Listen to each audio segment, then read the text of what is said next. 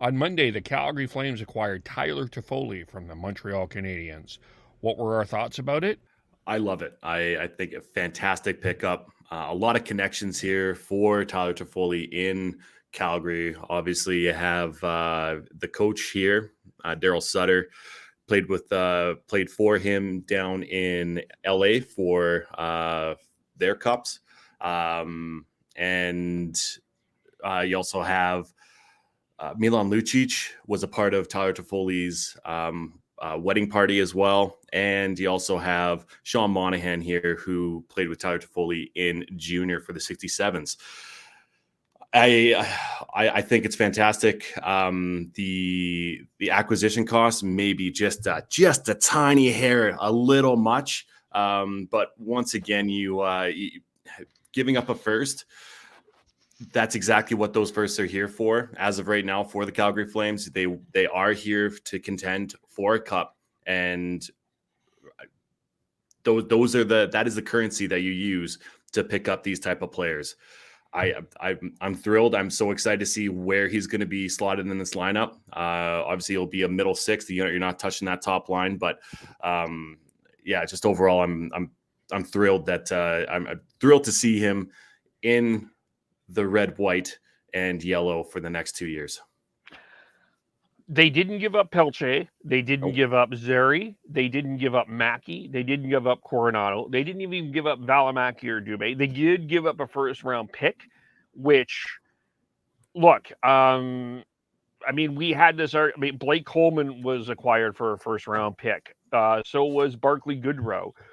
We had a discussion and a debate if Connor Garland would garner a first-round pick. So, and I'm not saying that, I'm sure someone's going to cringe when I'm putting Garland in that Toffoli level, but Toffoli does have more goals or is in comparison to Garland this year in terms of offensive. It's probably not too far apart. I'll have to just quickly look at Garland's stats.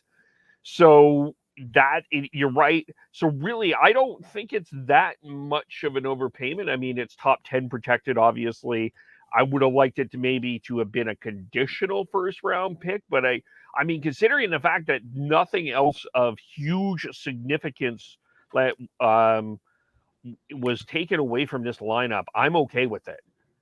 Yeah, I mean, a really great pickup for the Flames, obviously. They have big hopes for the postseason this year, and that's a nice ad to make well in advance of the trade deadline, when inevitably there'd probably be a lot of suitors for Tyler Toffoli.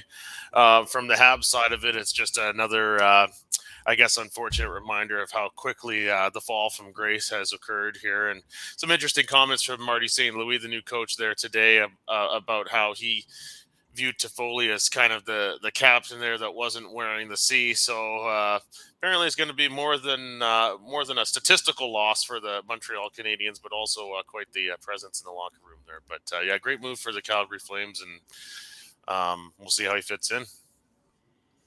Yeah, depending on if they make any other moves, this might be Treliving's like putting all the chips in the center of the table all in kind of year.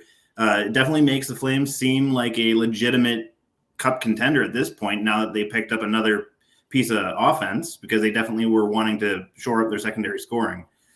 If they can make a pickup on defense, then I think they're legit scary at that point. But yeah, definitely a good pickup for the Flames.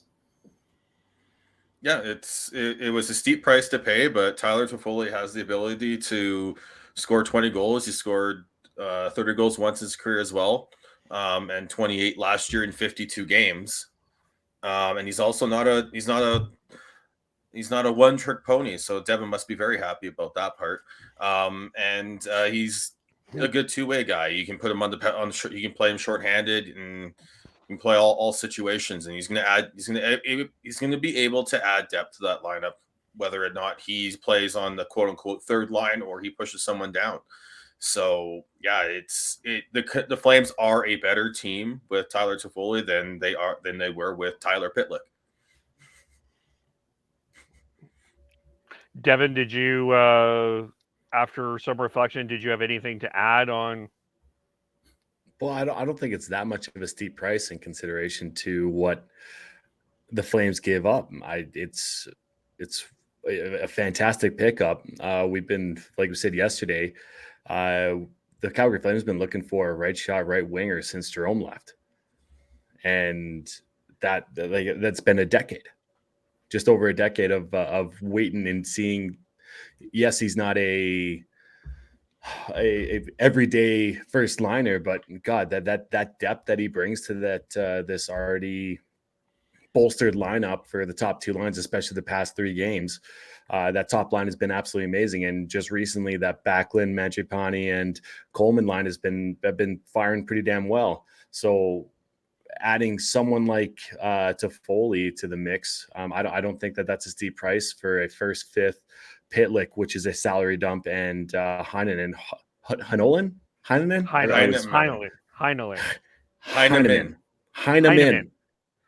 Sorry, you're right. Heineman. Yeah.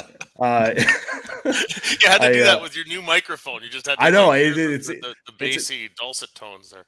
It's a fun new toy. Yeah. Yeah. So many different things you could take away from that, especially with yesterday being Valentine's Day. But yes, I digress.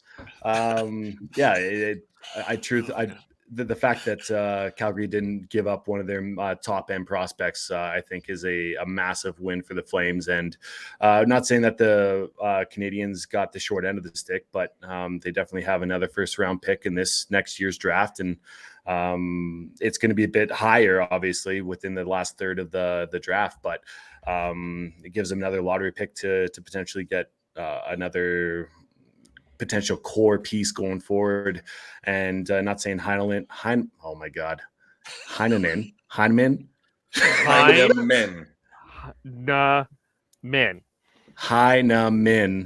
isn't going to be an NHLer, but if he's going to be in the NHL as of right now, I don't see him going past maybe 3 years of being in the bottom 6. Heineman is a B-level prospect, and you gave up a B-level prospect to the first round pick and a fifth, essentially, to get Tyler Toffoli. And Heineman was also part of the Sam Bennett trade.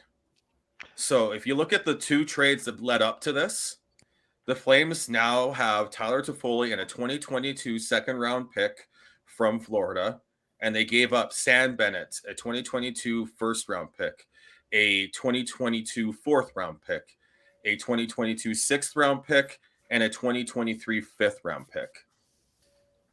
It sounds like Sean's been doing some spreadsheet work here.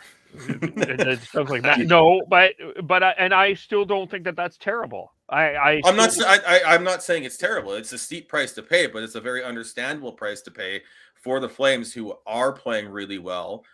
Are with Tkachuk, Goodrow, and Lindholm being one of the best lines in the league, if not the best line in the league right now. You've got Markstrom and Vladar pitching shutouts left, right, and center. And then you've got a really strong, a solid defense as well.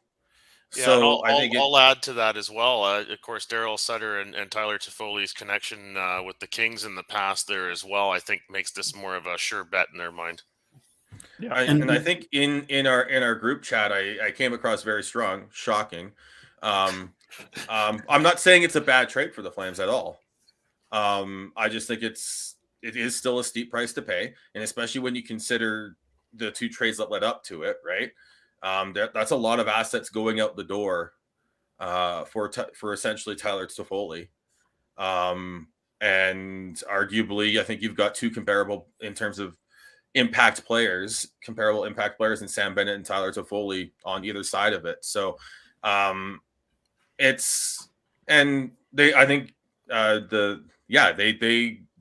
the fact that they did not give up a Dustin Wolf, a Connor Zary, a Jacob Pelche, or a Matthew Coronado is huge. And they should be very happy about that. The one thing I am surprised in is that it wasn't a Valimaki or a Dubé going the other way. And I think those guys are also B-level assets at this point. I know Flames fans are high on both of them. But I'm gonna borrow something from our intro. I'm gonna borrow something that Devin said about Luke Shen. Juuso Valimaki is an AHL defenseman right now. Whether or not he becomes more than that is still up in the air. Yes, he has had some. You've got now friend of the show Peter Labardius is very high on him, and other people are as well. But he still needs to prove it. And he's been up at the NHL level, hasn't been able to make it stay, and now he's down in the AHL, and he's still not playing. Whether he's injured or suspended or whatever, they're still not playing him, and that's a huge issue. He's injured right now. Yeah, but he also got suspended for a couple games too. Just to pick up on what Sean said about it being an understandably high price that they paid, but there's it's understandable why they would. I mean, I know there's not a lot of talk around Brad Treliving's future with the Flames, but it's been a long time for him to do something, to have something big occur with his team in the playoffs, right? So one, they want to firm up their actual playoff spot. That's not a certainty yet. And two, actually do something when they get there. So it's entirely understandable for me from an outside perspective to see them feeling the urge to load up here when it looks like things are favorable for doing that. You can listen to more on the Shifts and Pucks. Follow us on Twitter at Shifts and Pucks, Facebook.com Shifts and Pucks, YouTube.com Shifts and Pucks, Twitch.com Shifts and Pucks, or wherever you get your podcasts.